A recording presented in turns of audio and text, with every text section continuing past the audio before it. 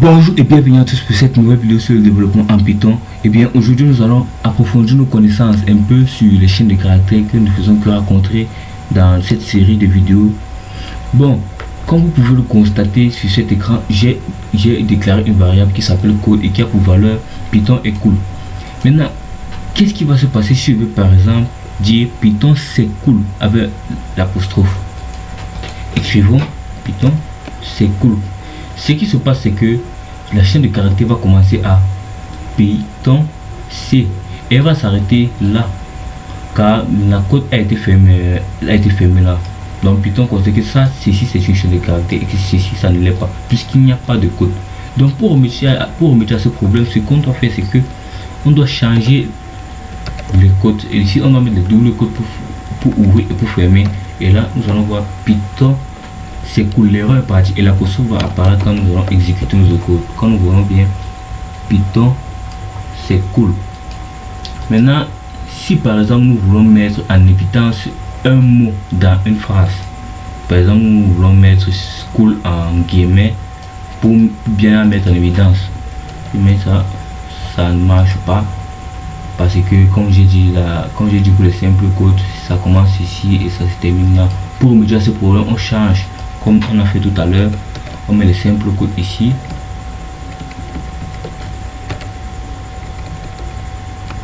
on met le simple code là,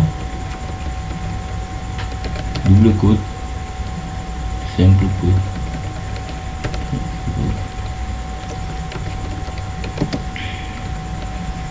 double code, et ici simple code, et là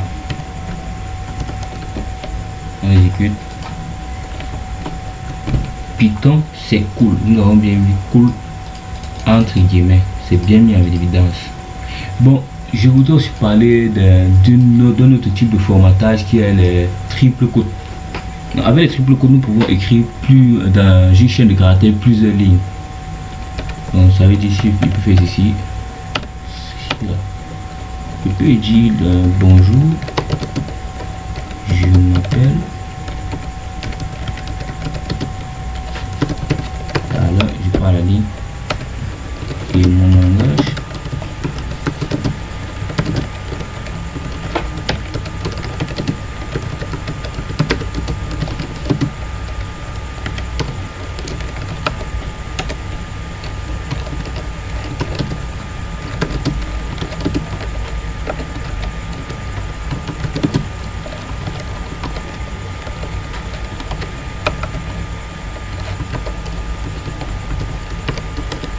comme vous pouvez le constater, j'ai écrit tout et n'importe quoi, donc ça nous a aucun sens. Je voulais juste prendre un exemple pour vous montrer.